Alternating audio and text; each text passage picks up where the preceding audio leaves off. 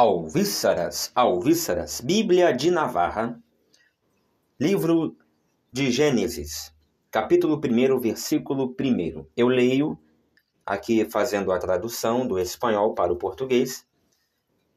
Procurarei não fazer tantos comentários, apenas mesmo focando nos comentários excêntricos, emblemáticos, especiais, sobre o livro de Gênesis que traz a Bíblia de Navarra. Já falei sobre os comentários, as notas de rodapé da Bíblia de Navarra em outros áudios, em outros vídeos, ok? Então vamos direto à leitura. Não leremos o texto sagrado, apenas os comentários ao mesmo. Muito bem, Gênesis capítulo 1, versículo 1. 3 coisas se afirmam nestas primeiras palavras da Escritura. Isso é uma citação do Catecismo da Igreja Católica, número 290. 3 coisas se afirmam nestas primeiras palavras da Escritura. Que palavras são essas? Criou Deus os céus e a terra. No princípio, a terra era sem forma e vazia, o início de Gênesis. Então, 3 coisas se afirmam nestas primeiras palavras da Escritura. O Deus eterno tem dado princípio a tudo o que existe fora dele. Somente ele é criador. O verbo criar, em hebraico, bara, tem sempre o sujeito Deus. A totalidade do que existe, expressa pela fórmula o céu e a terra, depende daquele que lhe dá o ser. Muito bem. Aí ele vai comentar essa palavra, no princípio, essa expressão no princípio. No princípio significa que a criação e o ponto de partida, é o ponto de partida do correr do tempo e da história. Então, no princípio criou Deus os céus e a terra. Esse no princípio significa que a criação é o ponto de partida do correr do tempo. Não quer dizer que antes desse correr do tempo não havia alguma coisa. Claro que havia o próprio Deus, por exemplo, ou somente o próprio Deus. Não vamos aqui entrar, nosso propósito aqui não é fazer um debate teológico e nem esgotar todos os comentários e as possíveis interpretações que possamos fazer aqui sobre cada versículo. Esta aula, este vídeo, não é um comentário versículo a versículo assim, total, que esgote todas as possibilidades de leitura. É apenas uma leitura das notas de rodapé da Bíblia de Navarra. Estes são um começo e avançam até a meta final, da qual a Bíblia nos falará especialmente no último de seus livros, o Apocalipse. Então, disse: haverá um céu novo e uma terra nova, porque o primeiro céu e a primeira terra já se passaram. Está lá em Apocalipse 21, versículo 1. Então, veja, o capítulo 1, versículo 1 de Gênesis, ele deve ser relido à luz de Apocalipse 21, 1. Por quê? Porque se em Gênesis, capítulo 1, versículo 1, temos a criação do céu e da terra, em Apocalipse de João, no capítulo 21, versículo 1, teremos a criação de uma nova terra, de um novo céu. Ou seja, é uma releitura, uma ressignificação, é uma reconstrução da primeira obra criada por Deus. Deus Criador é o mesmo que se manifestará aos patriarcas, a Moisés e aos profetas, e se nos dará a conhecer por meio de Jesus Cristo. À luz do Novo Testamento, conhecemos que Deus criou tudo através do Verbo eterno, seu Filho amado. Então, nós já vimos isto no primeiro comentário que fizemos no último vídeo, que se você ler, e você deve fazer isso, o Antigo Testamento, especialmente Gênesis, à luz do Novo Testamento, especialmente os evangelhos, você verá sempre uma ressignificação dos principais elementos textuais, né? Dos personagens principais, dos símbolos principais, das histórias principais. No caso, o próprio Deus ele é ressignificado quando visto, né? Pela ótica do Novo Testamento. Os próprios agiógrafos neotestamentários fizeram isso. O apóstolo Paulo, por exemplo, ele revê em Jesus Cristo, né? Ele vê em Jesus Cristo um segundo Adão. Veja, o Adão, personagem do Antigo. Ele revê em Jesus Cristo um segundo, ou uma espécie de segundo Melquisedeque, maior do que Melquisedeque, na verdade. Veja, o exercício de pegar o Antigo Testamento, reinterpretá-lo à luz do Novo. Na verdade, relê-lo através de uma chave interpretativa cristológica. Muito bem. E a mesma coisa, como acabamos de dizer, o apóstolo João, ao reler a criação dos céus e da terra, dizendo que uma nova terra e novos céus, ou novo céu, serão criados ou estabelecidos no futuro. Muito bem. À luz do Novo Testamento, conhecemos que Deus criou tudo pelo Verbo eterno, seu Filho amado. E você pode ver isso, por exemplo, em João 1:1. O Verbo estava com Deus e era Deus, aquela coisa toda que você vê no Evangelho de João, capítulo 1. E também na Epístola de Paulo aos Colossenses, capítulo 1, versículo 16 e versículo 17. Deus, Criador, é Pai e Filho, e como relação de amor entre ambos, Espírito Santo. Então, veja, a Trindade está presente aqui, né? Você tem o Pai e o Filho, e o Espírito Santo vai nos dizer, o comentarista, como relacionamento entre pai e filho. Esta afirmação ela é questionável.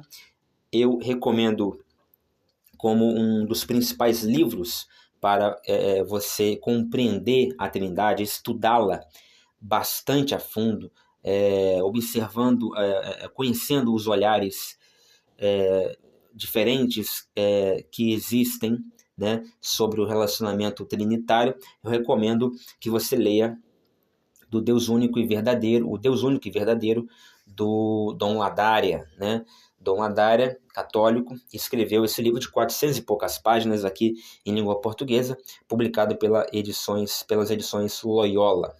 É um livro bastante profundo que esgota quase o assunto da Trindade, como ela se relaciona entre ela mesma, ou seja, na Trindade imanente, um com o outro, e como ela se relaciona com o tempo, com o ser humano, com a criação, ou seja, a Trindade econômica. Muito bem. Então, Deus Criador é Pai e Filho, e como relacionamento de amor entre ambos, Espírito Santo. A criação é obra da Santíssima Trindade, e toda ela, porém, especialmente o homem criado à imagem e semelhança de Deus, chega, leva impressa de alguma forma sua obra, né? Ou seja, sua digital.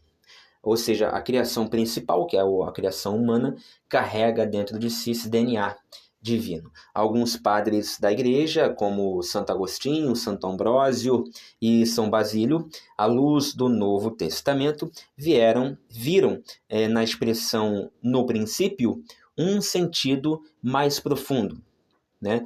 Ou seja, eles interpretaram a expressão no princípio como sendo no Filho, né? Então, é como se esse no princípio fosse no Filho. Esse princípio seria o próprio Filho. Bom, mas aí é apenas uma informação. Não vamos entrar agora aqui na teologia desses santos, por enquanto. A ação de criar é própria e exclusiva de Deus, fora do alcance dos homens, que só podem transformar ou desar de olhar, né? Aqui no espanhol, desar de olhar, o que já existe.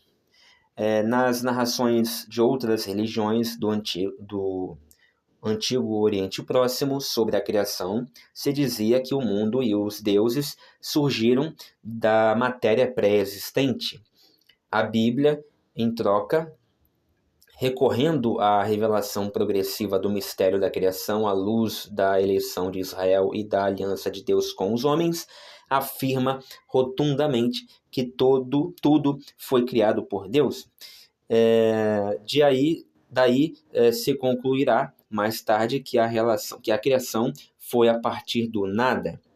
Ou seja, Deus, ao contrário do que se via em outras religiões antigas, Deus ele criou tudo do nada, né? E como é que se chegou a essa conclusão? Porque na Bíblia se diz que todas as coisas foram criadas por Deus, enquanto em outras religiões antigas se dizia que os deuses criaram as coisas, mas antes dessas coisas existiam outras, existia uma matéria pré-existente. É como se alguém for fazer bolo, rosquinha e pão, 3 coisas diferentes, a partir de uma massa, né, que esteja ali sobre a mesa, por exemplo.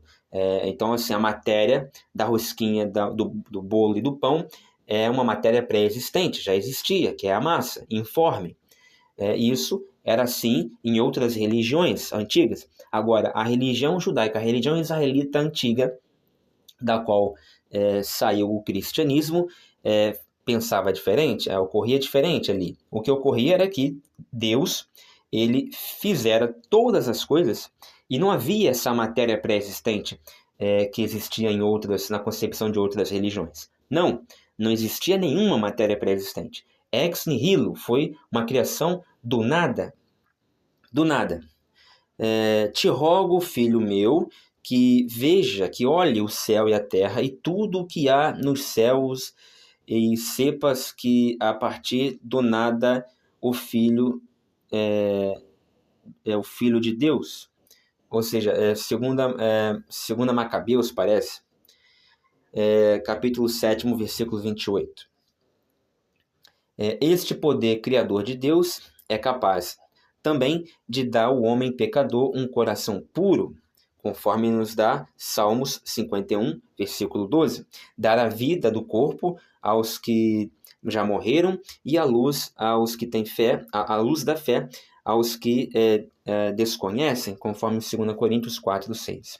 Deus criou o mundo movido pelo seu amor e sabedoria para comunicar sua bondade e manifestar sua glória. O mundo, portanto, não é produto de uma necessidade qualquer, de um destino cego ou do azar. Cremos que procede da vontade livre de Deus que quer fazer participar as criaturas de seu ser, do seu ser, da sua sabedoria e de sua bondade. Então veja esta citação do Catecismo da Igreja Católica, número 295, que nos diz exatamente o que eu acabei de falar, que Deus ele cria tudo do nada e ele cria num ato de vontade sua. Ele não era obrigado a criar, ele não tinha que criar, não era compulsório que ele criasse. Ele quis, e ele quis movido pelo seu amor, pela sua vontade insondável, né? Insondável, que um dia, quem sabe, nós conseguiremos conhecer, mas ele, movido por uma vontade insondável, um amor intangível, um amor incognoscível, não tem como a gente conhecer o amor de Deus, nós só viremos a conhecer quando o seu Filho vem, né? Até quando Jesus Cristo, até antes de Jesus Cristo encarnar, nós poderíamos no máximo achar, um ser humano no máximo achar que conhecia o amor de Deus, mas não tinha de fato conhecido. Foi preciso que o seu próprio Filho, que é Deus, encarnasse. Aí sim nós vimos e conhecemos o tamanho do amor de Deus, né? Tivemos ali uma demonstração do que é o amor de Deus. Por isso que o Evangelho é chamado de loucura, porque é um ato de loucura aos olhos do homem um Deus mandar a si mesmo, seu filho, que é Deus junto com ele, descer e se fazer o mais vil dos pecadores. A expressão o céu e a terra significa tudo o que existe. Já falamos sobre isto. A terra é o mundo dos homens. E o céu, ao passo que o céu, ou os céus, podem designar tanto o firmamento como o mundo divino, o lugar próprio de Deus, sua glória e o conjunto de criaturas espirituais, os anjos. Então veja, é uma possibilidade, é uma informação, é uma visão dos comentaristas aqui da Bíblia de Navarra, de que ao dizer, a Bíblia ao dizer em Gênesis 1:1, que no princípio Deus criou os céus e a terra, afirmar que essa terra é a ordem criativa, né? A criatural, melhor dizendo, não apenas o homem, como a terra, os animais, as plantas, tudo o que existe, toda a ordem criada, o cosmos, né?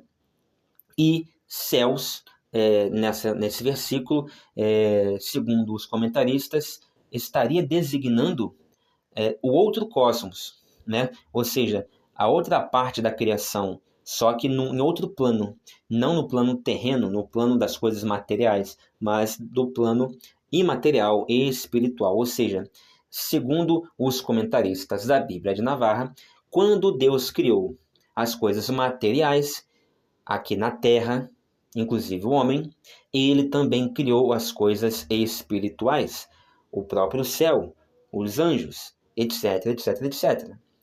Pensando desta maneira, Satanás, que era um anjo, só poderia existir após ou no momento em que se criou a própria matéria, né? Ou seja, Satanás, segundo esta interpretação, naquela altura ainda Lúcifer, né? Segundo a interpretação mais tradicional, só teria passado a existir em Gênesis 1:1. Antes de Gênesis 1:1, segundo esta interpretação, Lúcifer não existia, nem ele e nem nenhum outro anjo, e nem nada espiritual, somente Deus. Agora, é claro, nós não vamos aqui esgotar o assunto, mas é claro que existem outras muitas interpretações, inclusive, por exemplo, aquela que diz que quando, no primeiro versículo da Bíblia, é dito que Deus criou os céus e a terra, esta outra possibilidade de interpretação vai nos dizer que os anjos já existiam, o céu onde Deus habita já existia, que aquele céu ali é um outro céu, é o céu do plano humano, o céu que nós observamos, o céu azul, mas o céu onde Deus habita já existia. Segundo essa interpretação, Lúcifer já existia, os anjos já existiam e assim por diante. Então há várias possibilidades aí. Há outras possibilidades que vão dizer que vão fazer uma leitura histórico-crítica moderna dessa passagem, olhando apenas como puro relato mítico, lendário, mitológico e até mentiroso, né? E que céu é apenas uma cúpula, o firmamento é uma cúpula de metal e tudo mais. Enfim, aí vão fazer estudos morfológicos, etimológicos. Tudo isso é válido para a gente conhecer e obter, enfim, informação, tá? Mas a linha da Bíblia de Navarra é a linha católica tradicional, vai fazer uma leitura sempre de fé, uma leitura espiritual das passagens, ok? Então esse foi o comentário de Gênesis 1:1 pela Bíblia de Navarra.